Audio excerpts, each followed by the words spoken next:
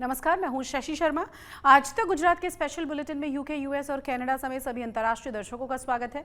आज हम आपको दिखाएंगे अमेरिका के 50% टैरिफ को लेकर प्रधानमंत्री मोदी ने कैसे दिया है बड़ा संदेश।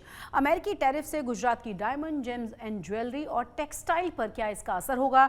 इसके अलावा आपको ये भी बताएंगे कि उत्तरकाशी में फंसे गुजरात के 141 टूरिस्ट को कब रेस्क्यू करेगी सरकार। सबसे पहले बात अमेरिका की ओर से भारत पर लगाए गए 50% टैरिफ की, क्योंकि दरअसल अमेरिकी राष्ट्रपति डोनाल्ड ट्रंप हिंदुस्तान को झुकाना चाहते हैं, उनके तेवर बदले हुए हैं। इसकी सबसे बड़ी वजह है दुनिया भर के देशों का उनके आगे घुटने टेकना। अब ट्रंप को लगता ही है कि वो भारत को भी झुका लेंगे, लेकिन प्रधानमंत्री मोदी ने भारत का स्टैंड क्लियर कर दिया है कि भारत किसानों के हितों से समझौता नहीं करेगा।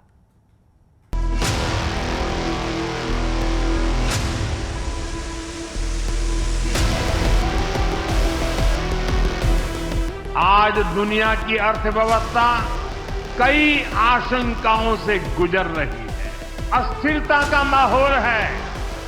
ऐसे में दुनिया के देश अपने अपने हितों पर फोकस कर रहे हैं। तारीख 2 अगस्त, जगह वाराणसी। प्रधानमंत्री नरेंद्र मोदी ने ट्रेड डील पर दबाव बना रहे अमेरिका को दो टूक संदेश दे दिया कि भारत अपने हितों से समझौता नहीं करेगा। भारत भी दुनिया की तीसरी सबसे बड़ी अर्थव्यवस्था बनने जा रहा है। इसलिए भारत को भी अपने आर्थिक हितों को लेकर सजग रहना ही है। हमारे किसान, हमारे लघु उद्योग, हमारे नौजवानों के रोजगार, इनका हित हमारे लिए सर्वोपरि है। इस एक बयान से प्रधानमंत्री ने भारत को मरी हुई इकॉनमी कहने वाले डोनाल्ड ट्रंप को न सिर्फ आईना दिखाया, बल्कि ये भी खबरदार करते हुए साफ कर दिया कि भारत अपने हितों से समझौता नहीं करेगा, किसानों के साथ तो बिल्कुल नहीं। आज तक 4.25 लाख करोड़ रुपए, आंकड़ा याद रखना, 4.25 लाख करोड़ रुपए किसानों के खाते में भेजे जा चुके हैं। जरा आप मेरे साथ बोलेंगे कितने? 4.25 लाख करोड़। कितने? कितने? कितने? और ये 4.25 लाख करोड़ इतने रुपये किसके खाते में जमा किए? किसके खाते में जमा किए? मेरे किसान भाई बहनों के खाते में जमा किए। अन्नदाता को अपनी सबसे बड़ी प्राथमिकता बताने वाले प्रधानमंत्री नरेंद्र मोदी ने अमेरिकी दादागिरी को दरकिनार करते हुए अपने एक बयान से डोनाल्ड ट्रंप को 4 संदेश दे दिए हैं। हमारे लिए अपने किसानों का हित सर्वोच्च प्राथमिकता है। भारत अपने किसानों के, पशुपालकों के और मछुआरे भाई बहनों के हितों के साथ कभी भी समझौता नहीं करेगा। और मैं जानता हूं व्यक्तिगत रूप से मुझे बहुत बड़ी कीमत चुकानी पड़ेगी, लेकिन मैं इसके लिए तैयार हूं। डोनाल्ड ट्रंप व्यापार समझौते के लिए भारत पर दबाव बनाने में जुटे हैं। वो चाहते हैं कि भारत अमेरिकी हितों के सामने सरेंडर कर दे, लेकिन नरेंद्र मोदी का मैसेज साफ है, भारत नहीं झुकेगा। अमेरिका चाहता है कि भारत अपने बाजार को अमेरिकी कृषि और डेयरी उत्पादों के लिए पूरी तरह खोल दे, लेकिन जहां की आधी आबादी खेती पर निर्भर हो, भारत की नींव हो, उनके हितों की कीमत पर किसी सुपर पावर की दोस्ती नहीं चाहिए।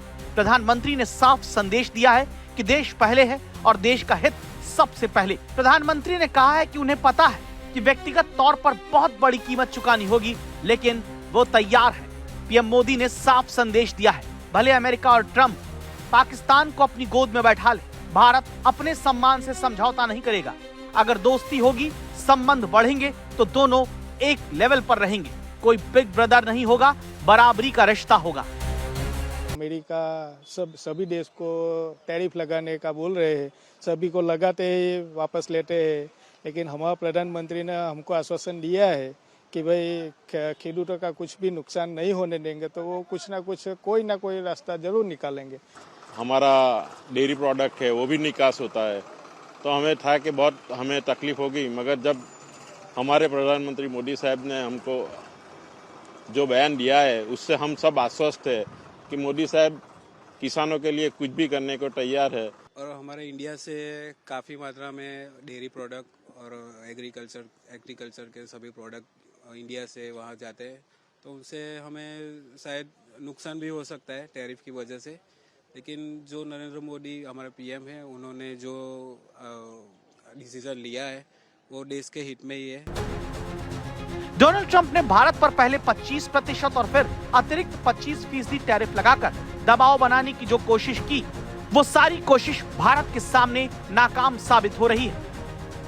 एक ऐसा नेतृत्व जिसके शब्द नहीं है, स्वावलंबन का मंत्र है।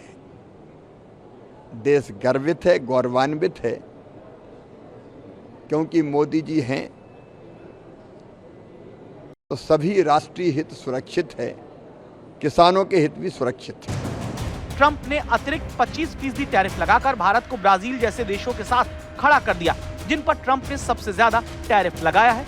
लेकिन भारत ने भी ये साफ कर दिया कि वो ट्रंप के दबाव में नहीं आएगा और इसके लिए पीएम कोई भी कीमत चुकाने के लिए तैयार हैं।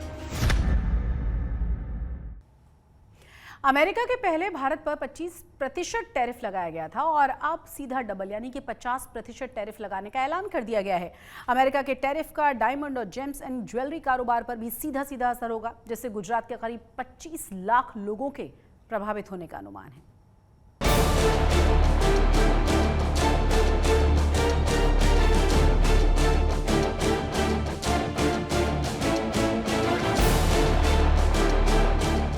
गुजरात की डायमंड इंडस्ट्री पहले ही मंदी से जूझ रही है। पिछले 3-4 साल से डायमंड कारोबार में छाई मंदी की वजह से कई छोटी डायमंड फैक्ट्रियां बंद हो चुकी हैं। जो चल रही हैं, वहां भी कर्मचारी की सैलरी में कटौती हो गई है। हालात यह है कि डायमंड वर्कर सुसाइड तक कर रहे हैं। ऐसे में माना जा रहा है कि अमेरिकी टैरिफ का गुजरात की डायमंड इंडस्ट्री पर बड़ा असर होने वाला है। जो टैरिफ डोनाल्ड ट्रंप ने भारत के ऊपर लगाया है, उसका असर सीधा हमारे डायमंड वर्कर के ऊपर पड़ने वाला है, क्योंकि किसी भी सेक्टर में अगर मंदी आए तो उसका सीधा असर उसके कामदारों पर ही पड़ेगा। तो ये टैरिफ लगने के कारण हमारा जो बिजनेस अमेरिका के साथ था वो $19 मिलियन का आसपास का है, और हमारी जो डायमंड ज्वेलरी बन के जाती है वो चाइना और अमेरिका दोनों के साथ बहुत ही खासा 75% बिजनेस उसके साथ है। तो 50% अगर टैरिफ हमारे डायमंड इंडस्ट्री में लगेगा, ऑलरेडी हमारे वर्कर्स जो है वो परेशानी से जूझ रहे हैं। आत्महत्या का दौर, आत्महत्या कई लोगों ने की है, 80 से ज्यादा लोगों ने 1.5 सालों में आत्महत्या की है। तो ये सिलसिला आगे न बढ़े, इसलिए हमारी विदेश नीति को आगे आना चाहिए, उसको मजबूत करना चाहिए, अमेरिका के ऊपर प्रेशराइज करना चाहिए। अभी जब 1 अगस्त पे 25% की जो घोषणा हुई थी, तब से डायमंड इंडस्ट्री में सब लोग ने मन बना लिया था कि वेट एंड वॉच करे। तो अभी एक्स्ट्रा ऑर्डिनरी जो 25% मतलब 50% हो रहा है, तो हमारी डायमंड इंडस्ट्री और ज्वेलरी इंडस्ट्री में सब लोग एक वेट एंड वॉच की स्थिति में आ जाएंगे। और एक समय पे जब 5 अप्रैल को टैरिफ की घोषणा हुई, तब एक समय पे अमेरिकन गवर्नमेंट ने चाइना पे 245 टैरिफ भी लगाया था, और धीरे धीरे नेगोशिएशन करते करते एकदम नॉमिनल पे आ गए थे। तो वो अब हम हमारी डायमंड इंडस्ट्री वही उम्मीद कर रहे हैं कि ये 50% है, तो अभी कुछ करने का कुछ फायदा है नहीं। गुजरात का सूरत शहर डायमंड और जेम्स एंड ज्वेलरी का हब माना जाता है। सूरत में लगभग 5000 से अधिक डायमंड कटिंग पॉलिशिंग की यूनिट्स हैं। दुनिया के लगभग 90% हीरे सूरत में कटिंग और पॉलिश किए जाते हैं। वैसे तो सूरत में तराशे जाने वाले डायमंड और यहाँ बनने वाली ज्वेलरी यूरोप, चीन, यूएई, हांगकांग जैसे देशों में भी एक्सपोर्ट होती है। लेकिन अमेरिका इसका सबसे बड़ा बाजार है। अमेरिका में डायमंड और ज्वेलरी एक्सपोर्ट करके भारत करीब $19 मिलियन का कारोबार करता है। इसीलिए इस इंडस्ट्री से जुड़े कारोबारियों को अब बड़े नुकसान की आशंका है। इसकी इम्पैक्ट तो आएगी, क्योंकि उन्होंने पहले 7 दिन के लिए 25% टैरिफ लगाया, लेकिन हमने कोई प्रतिभाव नहीं दिया। वो चाहते थे कि भारत का कोई रिस्पॉन्स आए, लेकिन मोदी जी ने इसका कोई जवाब नहीं दिया और हम जवाब देना भी नहीं चाहते थे, क्योंकि क्या जवाब देंगे। तो वो और गुस्सा हो गए और उन्होंने और 25% टैरिफ लगा दी। लेकिन पहले वाले 25% टैरिफ की इम्पैक्ट आज से शुरू हो जाएगी, पर अभी जो 25% टैरिफ और डाली है उसकी इम्पैक्ट 21 दिनों के बाद आने वाली है। अभी हम लोग क्लाइंट के साथ अभी 2-4 दिन से यही चर्चा कर रहे हैं कि भाई ये टैरिफ की वजह से क्या, पर हमको थोड़ा क्रिटिकल दिख रहा है कि अभी जो भी एक्सपोर्ट जो भी क्लाइंट के साथ हो रहा है, तो दिन ब दिन कम होने का चांसेस हमको दिख रहा है right now. James and jewellery export promotion council के रीजनल चेयरमैन जयंती सावलिया का मानना है कि अब भारत के कारोबारियों को दूसरे देशों के साथ कारोबार के विकल्प तलाशने होंगे, तभी इस इंडस्ट्री को बचाया जा सकता है।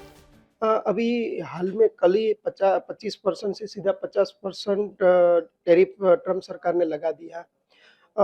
वैसे बात करें तो ट्रम्प सरकार कैसे उसका कैलकुलेशन है, या 0% से 10%, 10% से 25% और 25% से 50% कोई लॉजिक के बिना लगा रहे हैं। ये हमें ऐसे लग रहा है कि हमारा साथ क्या हो रहा है वो समझ में नहीं आ रहा। इंडस्ट्री चिंतित है, आगे जाके क्या असर होने वाली है वो तो समय ही बताएंगे, लेकिन हमें ये मानना है कि 50% से जो थोड़े समय के लिए ये परिस्थिति थोड़ी अपने लिए टफ रहेगी। वियतनाम, दुबई और बांग्लादेश के जरिए एक्सपोर्ट करने का रास्ता जरूर खुला है, लेकिन एक्सपर्ट्स की माने तो अमेरिकी एजेंसियों की नजर इन देशों पर भी रहेगी। ऐसे में यहाँ कारोबार करना उतना आसान नहीं होगा। सूरत से संजय सेठ राठौड़ के साथ आज तक ब्यूरो।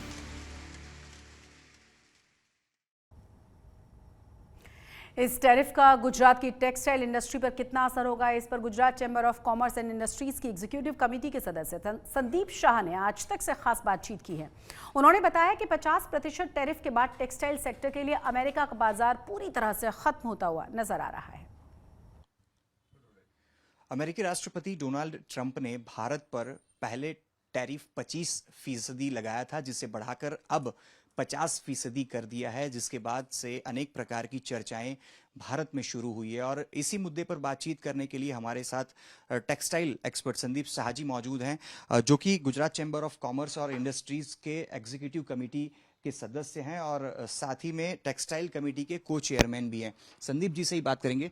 सर, अलग अलग सेक्टर्स है और खास करके जब टेक्सटाइल सेक्टर की हम बात करते हैं तो बहुत ही अहम सेक्टर माना जाता है अमेरिका के साथ ट्रेड में, लेकिन अब जब टैरिफ पहले 25 अब 50% करने की घोषणा हुई है, किस प्रकार से इस घोषणा को टेक्सटाइल सेक्टर देख रहा है? ऐसा है कि अभी अमेरिका मतलब टेक्सटाइल, पहले तो textile sector second largest sector after agriculture है, जिस पे पूरा देश भी निर्भर है और खास करके अपना गुजरात, क्योंकि अहमदाबाद ये was a called old Manchester of India. So मैं पहले तो स्टैटिस्टिक दूं आपको कि अपना जो टेक्सटाइल का business lastly it was 10.8 billion USD with America, India का व्यापार टेक्सटाइल में, और उसमें भी 15% जैसा करीब अपना गुजरात का हिस्सा है। अभी ये 50% टैरिफ की जो बात है, 25% किया, तब तक तो अपने मानते थे कि भी अपने कोई कॉम्प्रोमाइज़ होगा बायर सेलर में और गवर्नमेंट कोई रोल रिबेट का या ड्रॉबैक ड्यूटी का प्ले करेगी, पर अभी 50% इट इज़ वेरी इम्पॉसिबल कि भी कोई भी ट्रेड होए वहाँ। टेक्सटाइल सेक्टर की बात करें तो अमेरिका से अब तक जो भी हमारी ट्रेड हो रही थी उसमें भारत की हिस्सेदारी और खासकर गुजरात की हिस्सेदारी क्या थी? अगर असर होता है तो किस प्रकार से असर आप देखते हैं? देखो, इसमें जो मैंने बोला ना भाई 11 बिलियन USD का व्यापार है टेक्सटाइल का अमेरिका में, वो इंडिया का है। गुजरात का 15% है और उसमें भी सूरत और अहमदाबाद मिला के मेजोरिटी, उस 15% में मेजोरिटी इन्हीं का है। 15% तो फ़र्क तो जैसे 15% जहाँ जिसको वो अल्टरनेट सोर्स, मैंने बोला 6 महीना 8 महीना लगेगा वो इधर के मैन्युफैक्चरर को दूसरा कंट्री देखने के लिए। पर अभी लोग पहले जो ट्रंप ने पहले भी टैरिफ का ये प्रॉब्लम क्रिएट किया था इन मई और जून, तो तब सब समझ गए थे कि भी ये खाली अमेरिका पे निर्भर नहीं कर रहा, तो ऑर्डर्स सब कंट्री से सब लेना चालू कर दिया था, सबने डाइवर्सिफिकेशन कर दिया था कि भी ये नहीं, ये खाली अमेरिका को मत माल बेचो, दूसरे कंट्री को जाओ। और डोमेस्टिक में भी each and every unit there are very rare 100% export oriented in textile. Domestic तो लोग करते ही है, तो एकदम प्रॉब्लम नहीं होगा। प्रॉब्लम 100% होगा, 6-8 महीना खराब होगा, पर आगे जाके रास्ता निकल जाएगा। तो अगले 6-8 महीने में हो सकता है अमेरिका में अगर भारत टेक्सटाइल क्षेत्र में व्यापार नहीं कर पाता क्योंकि 50% टैरिफ लगाया जाता है, ऐसे में भारत के पास अन्य देशों के विकल्प ही एकमात्र रास्ता दिखाई दे रहा है। कैमरा पर्सन प्रीतेश रावल के साथ अतुल तिवारी, आज तक, अहमदाबाद। उत्तरकाशी में 2 दिन पहले बादल फटने से आई तबाही के बाद वहां अभी भी बड़ी संख्या में पर्यटक फंसे हुए हैं। गुजरात के भी 141 पर्यटकों के उत्तरकाशी में फंसे होने की जानकारी मिली है। इन पर्यटकों के परिजन लगातार उनके साथ संपर्क करने की कोशिश में थे, लेकिन संपर्क नहीं हो रहा था। आपको बता दें कि आज गुजरात सरकार की ओर से बताया गया है कि उत्तरकाशी में तबाही के बाद से गुजरात के जो पर्यटक फंसे हुए हैं उन्हें साफ मौसम होने तक वहीं रुकना पड़ेगा। गुजरात सरकार का आपदा प्रबंधन विभाग उत्तराखंड सरकार के साथ संपर्क में है। बताया जा रहा है कि गुजरात के सभी 141 पर्यटक सुरक्षित हैं। इनमें 4 लोग घायल हुए थे, जिनका इलाज जारी है।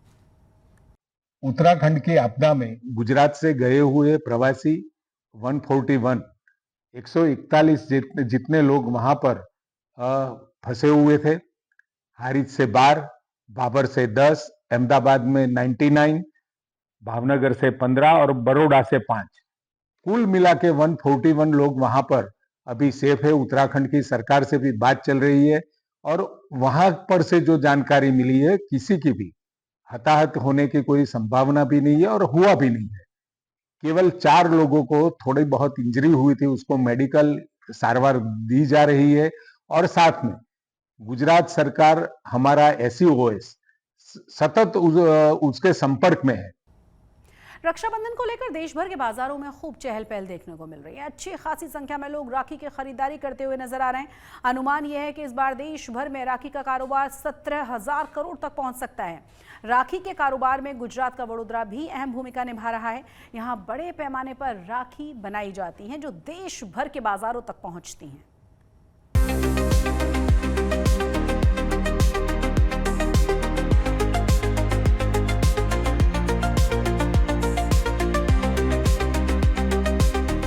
रक्षाबंधन को लेकर बाजारों में जबरदस्त रौनक है।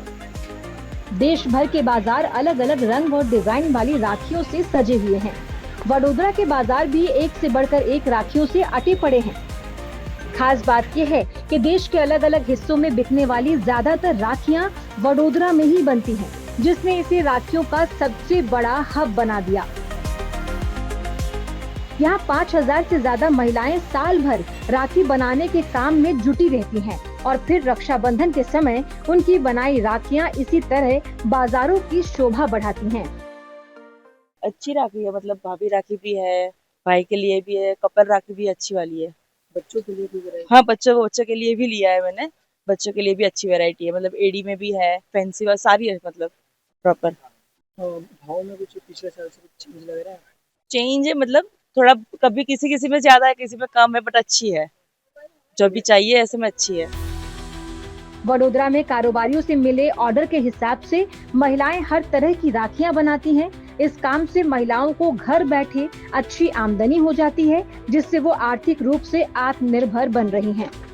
नई वैरायटी में कार्टून में डोरेमोन है, कैरेक्टर में सब नई डिजाइन है। भाभी राखियां में भी सब नई आई है। हम हमारे हिसाब से भी बनाते हैं, वो भी अच्छी है। भाव में कोई फर्क है इस बार? भाव में इस बार 20 से 30% बढ़ा हुआ है। कस्टमर खरीद रहे हैं? हाँ, तो भी खरीद रहे कस्टमर को डिजाइन अच्छी लग रही है तो वो खरीद ही रहे हैं। अल्फाबेट्स की भी डिजाइन है? हाँ, वो सब नई डिजाइन सब आई हुई है उसमें भी। वडोदरा में राखी के कारोबार से मुस्लिम महिलाएं और पुरुष भी जुड़े हुए हैं। यहाँ बड़े पैमाने पर होने वाला राखी का कारोबार देश की अर्थव्यवस्था को मजबूती दे रहा है।